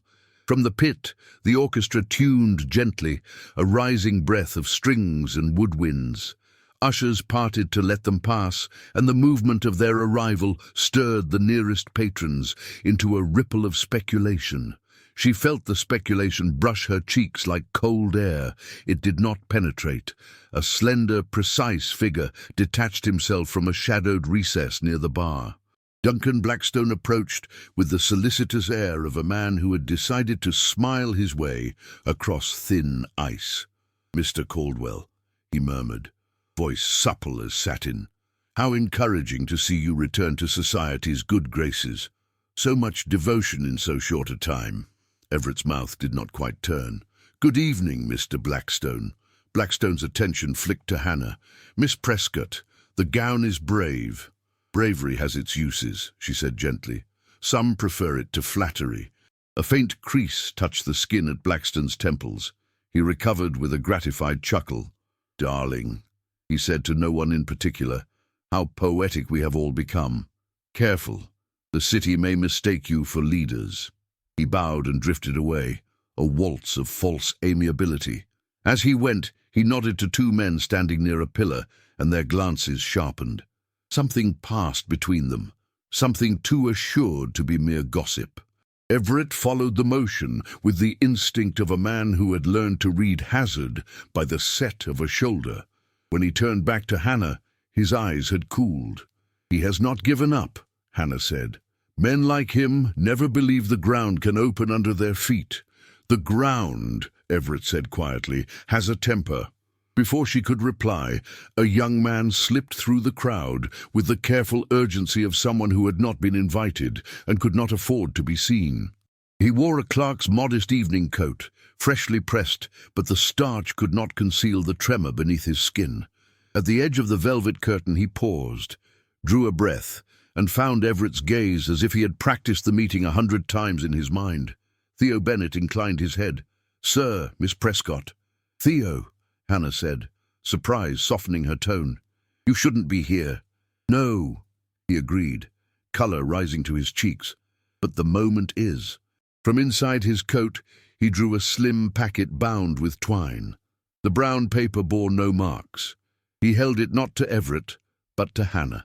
"I followed the money lines Mr. Blackstone left out of the ledgers," he said, voice low.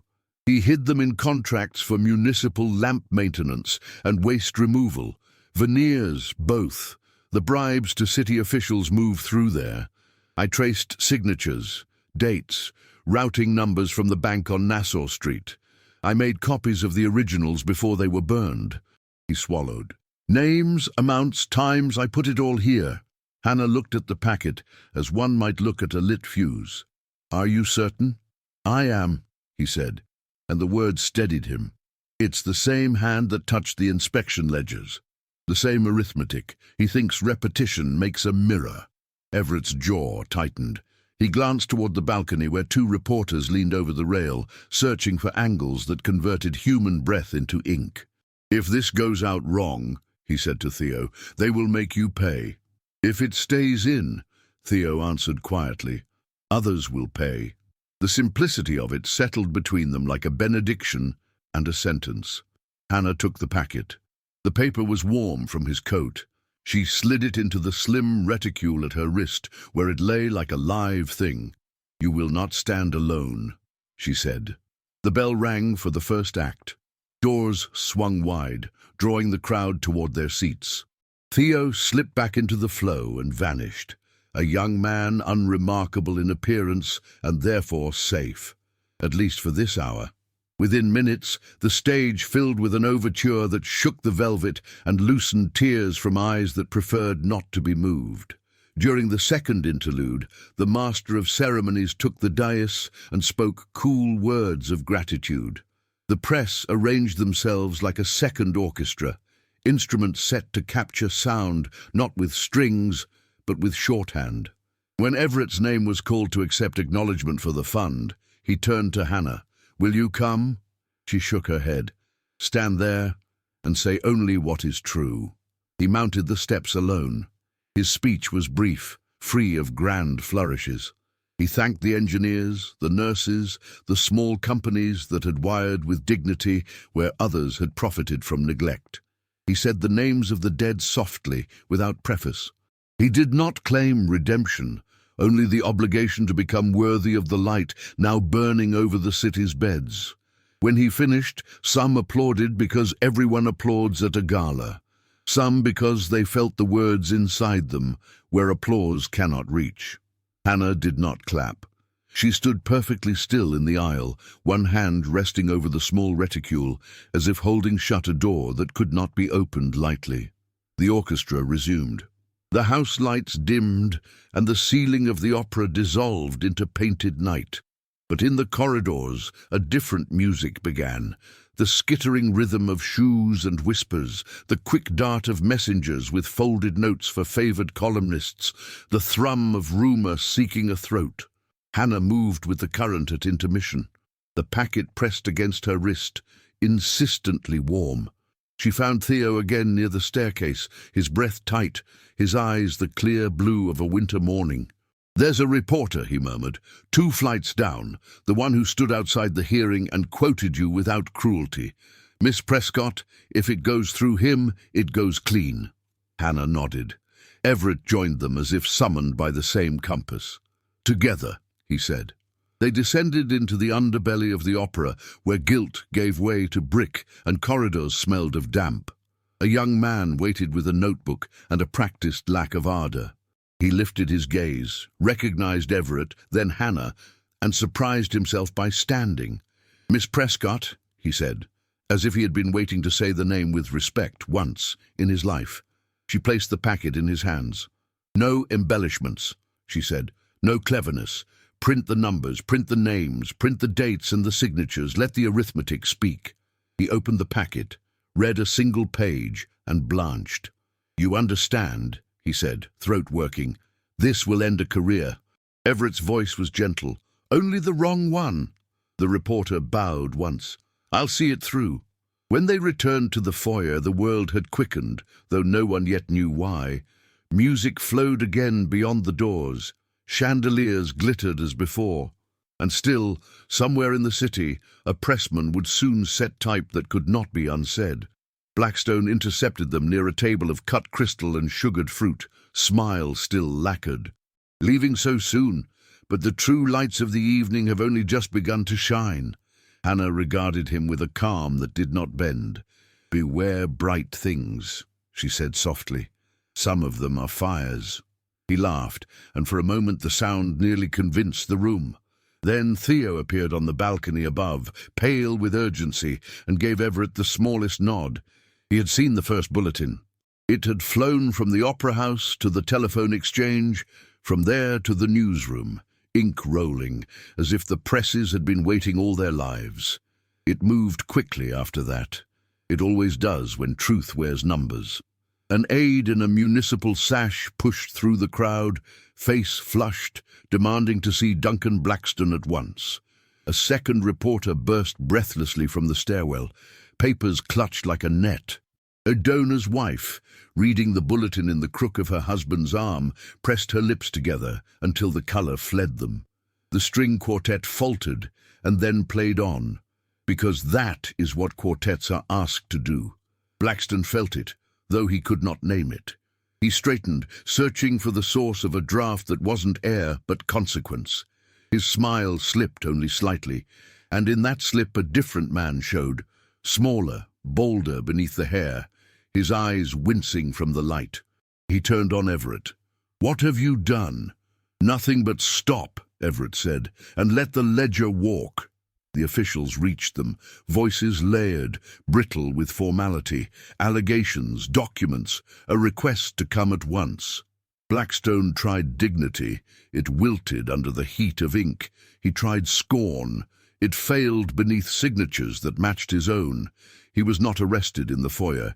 There would be due process, but he was escorted away, and society, hungry and perfumed, leaned back to let him pass. Space opened around his body like a garment he no longer fit. Hannah stood very still, watching without triumph. The fall of a man does not restore the breath of the dead. It only stops the making of more ghosts. The orchestra struck the first chords of the waltz. A steward, rattled and dutiful, announced that dancing would commence. People hesitated as if the floor had grown delicate. Then the first couple stepped out, because habit often moves quicker than conscience. Everett turned to Hannah. The light nearest them trembled in its crystal cage, laying small constellations along her cheekbones. His voice, when he spoke, was soft enough to belong to a private life. "Dance with me." "For them?" she asked, glancing at the ring of faces, the pens craning from the balcony rail. "For us," he said, "to mark the work, to promise we will not disappear." She did not smile. She did not need to. She placed her palm in his, and together they moved to the floor. The first steps were careful, as if they were learning gravity again. His hand found the respectful breadth at her waist. Her other hand rested against his shoulder, fingers lightly folded. When they turned, her skirt sounded like a breath released. They circled once, then twice, the music folding around them like linen. The room watched, then pretended not to, then watched again. Hannah's gaze lifted to his, grey-blue and hazel-green meeting in the quiet language built between numbers and nights. She felt the unguarded steadiness in him, the refusal to hide, the recognition that love, like light, is a responsibility. He felt the certainty in her, the way her presence settled a room's moral temperature as surely as a lamp chasing shadow. On the third turn, a flash flared from the balcony. A photographer caught them. Her white gown, his black coat, their hands in the eternal grammar of a waltz. The image would harden into paper by morning, but in the instant the shutter blinked, they were not making a picture. They were making a vow. The waltz concluded. He did not bow theatrically. She did not curtsy for applause. They stepped from the floor and stood a moment at the edge of the crowd, breathing as if they had climbed a long flight and reached a landing where the air was kinder. "Thank you," Everett said, almost in wonder. Hannah looked past him toward the doors, where the night pressed its forehead to the glass. "Do not thank me yet," she murmured. "The work is always at the next threshold." He nodded. "Then we will go to it." Outside, snow continued its patient labor, stitching white over the city's hard seams. The opera house glowed behind them, a hive of sound and ornament, but the truer music lay elsewhere now.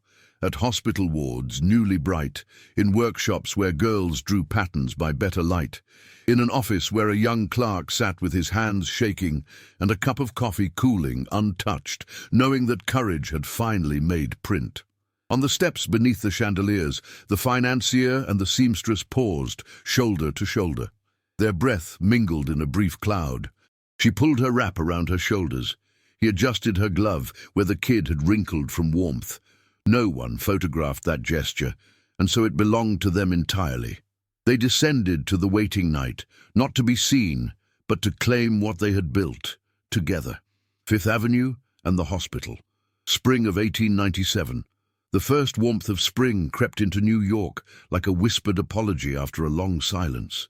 The snow had melted from the avenues, revealing cobblestones polished by rain and the steady passage of carriages. Shop windows bloomed with lace and tulips. Children tossed hoops along the promenades, and even the towers of industry, their soot-blackened faces softened by sunlight, seemed momentarily redeemed. On Fifth Avenue, where the city's pulse beat loudest, a new building stood between two stone mansions, unassuming yet purposeful. Its facade bore a simple inscription carved in restrained serif, the Caldwell Prescott Foundation for Apprenticeship and Ethical Trade. Inside, the scent of varnish and paper mingled with something less tangible, the fragile pride of beginnings. Hannah Prescott walked through the vestibule, her gloved fingertips brushing the polished banister as if memorizing its texture. She had chosen every detail of this place. The clean lines of the woodwork, the absence of excess, the tall windows that would let in honest light. In the hall beyond, the first apprentices were gathering. Young men and women whose hands still bore the calluses of factory labor, whose eyes carried the same mixture of hope and fatigue that Hannah had once worn herself. At the lectern, Everett Caldwell was speaking with quiet authority, his baritone carrying through the hall without strain. "We begin," he said, "not as benefactors but as equals. The work ahead belongs to all who will give their hands and their minds to it. Let our success be measured not in fortune, but in fairness." Applause rippled gently through the room. Hannah lingered in the doorway, watching him as one watches the improbable come true. He looked different now, less adorned, more human. His hair, touched by early grey at the temples, suited him. It marked the price of conscience. His cufflinks were plain, his stance free of the hauteur that once shadowed him. When he saw her, he paused mid-sentence and smiled. "Hannah," he said softly, beckoning her forward. She shook her head with a small, amused protest. "It's your speech." "Ours," he corrected. "You wrote the first line." She approached slowly, her skirts whispering against the parquet floor. When she stood beside him, he offered her the space at his side without stepping back. Two voices now in equal measure. Hannah faced the apprentices. "You'll be told that trade is a ladder," she said, "that each rung above you must belong to someone richer, cleverer, more ruthless. But a ladder can be built differently. It can be built to carry more than one. This foundation exists to prove that no one rises by trampling another." Her words hung in the air, quiet but absolute. The apprentices nodded, murmuring to one another. Somewhere at the back of the room, a girl raised her hand, dark-haired, with earnest eyes, and a ribbon of nervous determination tied around her throat. "Marta," Hannah said, recognizing her at once. The girl stepped forward, clutching a folded letter. "Miss Prescott," she said, voice trembling, "you told me once that the worth of a stitch lies in its honesty. I kept every thread straight because of that. I want to thank you." Hannah smiled, pride flickering in her gaze. "No thanks needed, child." "Your work thanked you first." Everett motioned toward the papers on the desk beside him. "Then it's official," he said. "Miss Marta Reyes, our first scholarship recipient." Applause rose again, louder this time, filling the high ceiling with a warmth no architecture could contain. Marta's eyes shone. She curtsied awkwardly, and the laughter that followed was light, genuine, unrestrained. Hannah watched her with a tenderness that surprised her own heart. In the faces of these young workers, she saw not charity, but continuation, proof that her life had bent towards something larger than grief, that the pain of the past year had not been in vain. When the crowd dispersed, Everett found her near the tall window overlooking the street. The sunlight caught the faint sheen of her hair, where it escaped its pins, turning it to burnished gold. She was gazing out, half lost in thought. "You're quiet," he said. "I'm listening," she replied. "To the city. It sounds different lately." He joined her at the window. Outside, carriages rolled past beneath the rhythmic hum of the new electric street lamps being tested for the coming season. The glow, faint but steady even in daylight, stretched like a promise down the avenue. "The hum?" he asked. She nodded. "It's as if the city's learning to breathe again." Everett smiled. "And you taught it how?" She turned to him, one eyebrow lifting. "We taught it," she said. "You with your ledgers, I with my thread, and Theo and Maisie and the others who refuse to turn away." He inclined his head. "Then we'll keep building, no matter how slowly." "Slowly," she echoed, "but soundly." Later that afternoon, they walked the short distance to the newly electrified hospital, the same one where, months earlier, the walls had blackened with smoke and sorrow. The entrance was lined now with gas lights converted to electric bulbs, their globes faintly opaque from the day's brightness, but ready to bloom with dusk.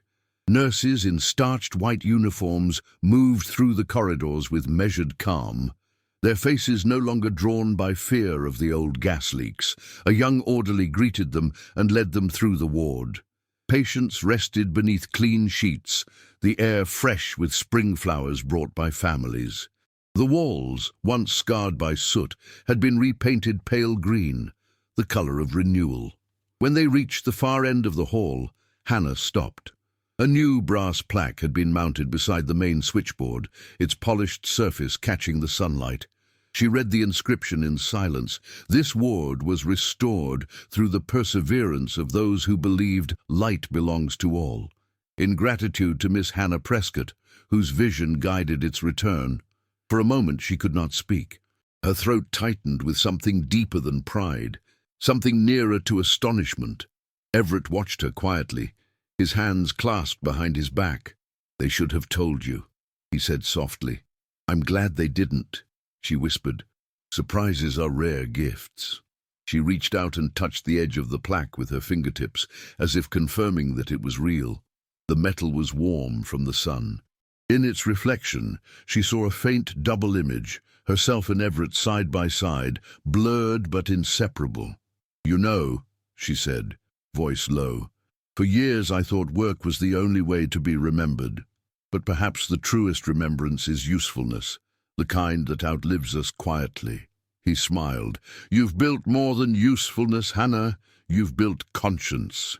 They walked on through the ward, pausing by the beds where small electric lamps cast pools of gold over resting faces.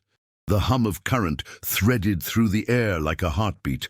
When they reached the door, Hannah turned once more to look back, the rows of lamps glowing like stars stitched into the ceiling, and then stepped into the sunlight outside.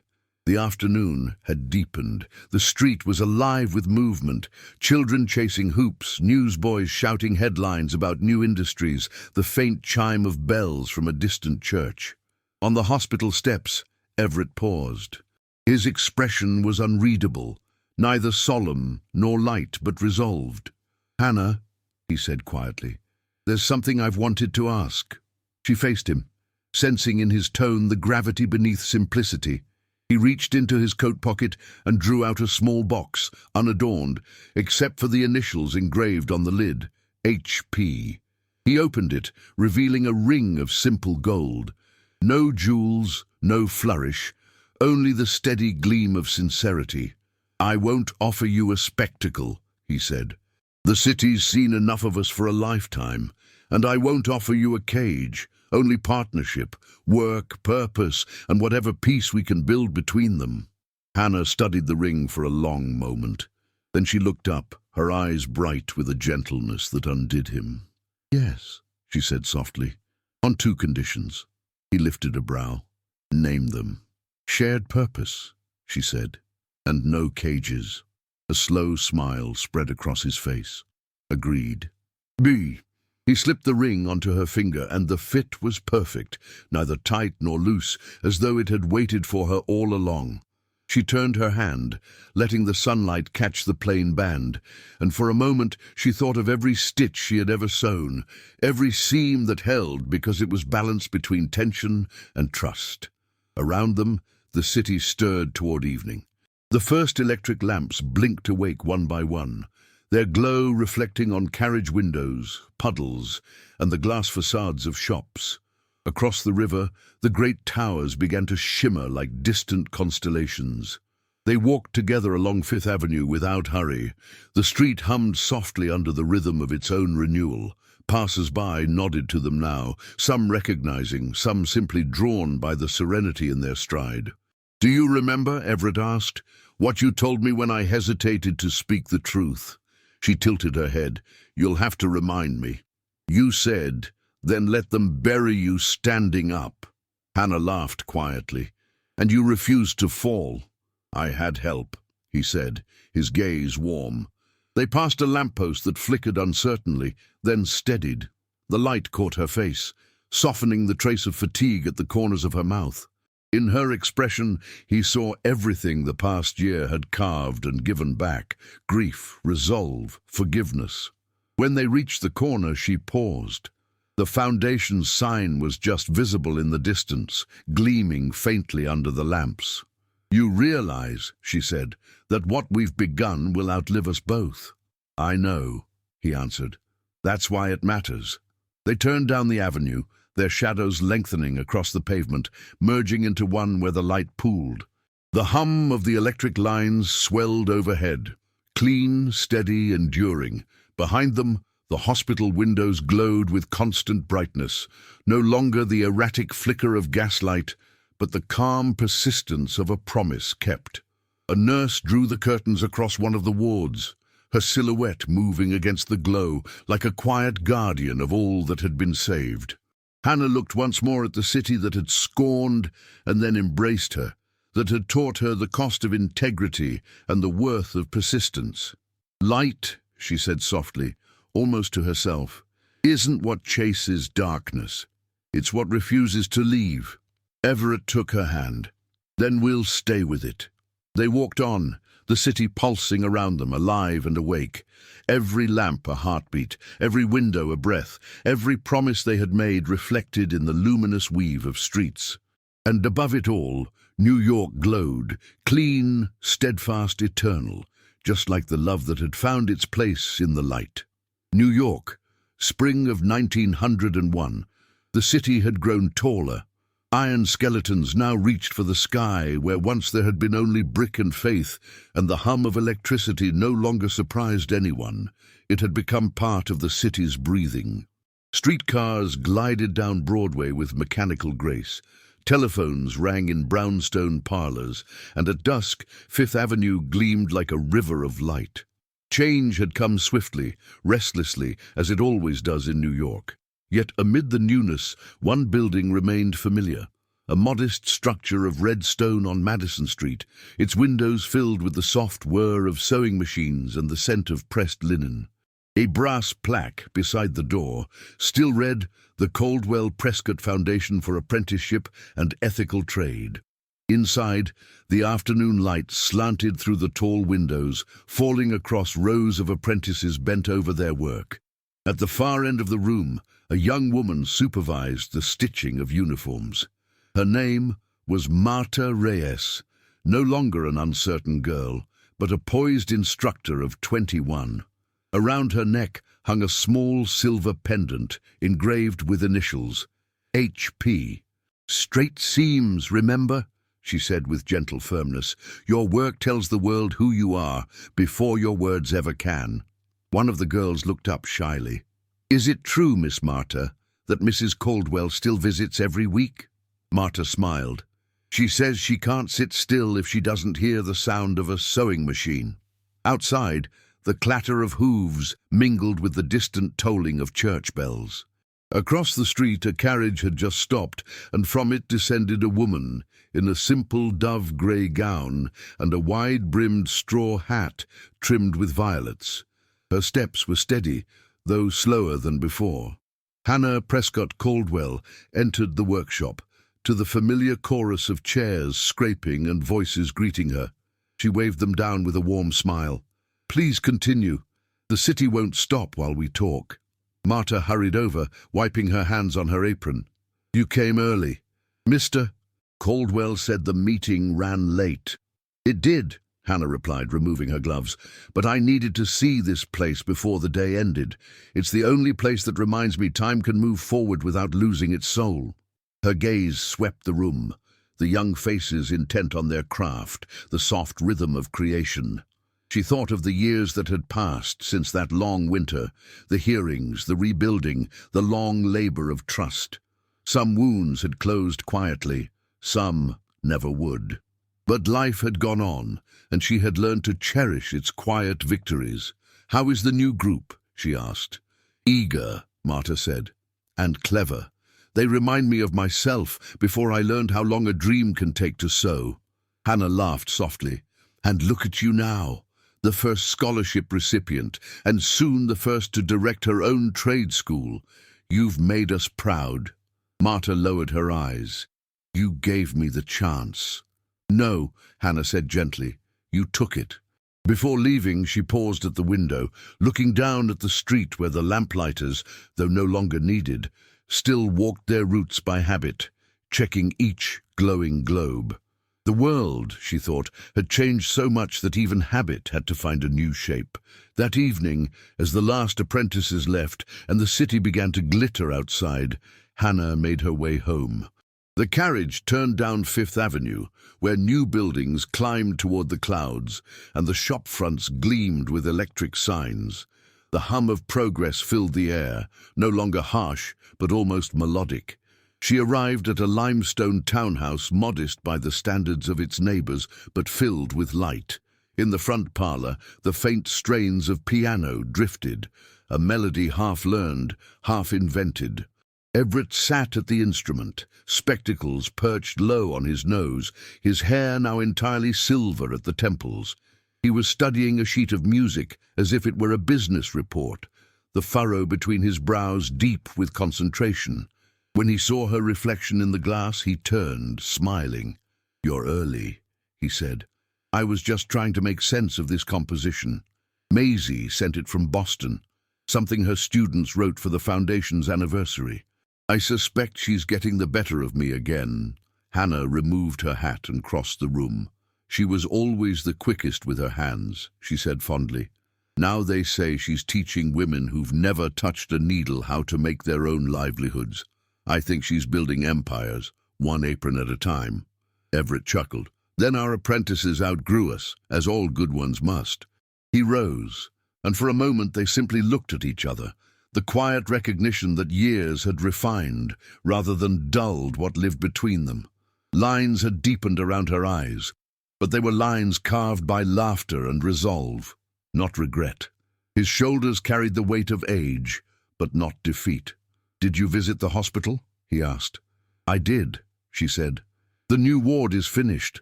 Every bed has its own lamp now, small, bright and steady." He smiled, pride flickering beneath restraint. "They'll name another wing one day." She shook her head. "Names fade, light doesn't." Everett stepped closer, his hand finding hers, still calloused faintly from years of work. "Do you ever tire of it, Hannah?" "Of what?" "Of carrying the cause, of being the conscience of a city that's always running ahead of itself." Her expression softened. "Sometimes. But then I remember why we began.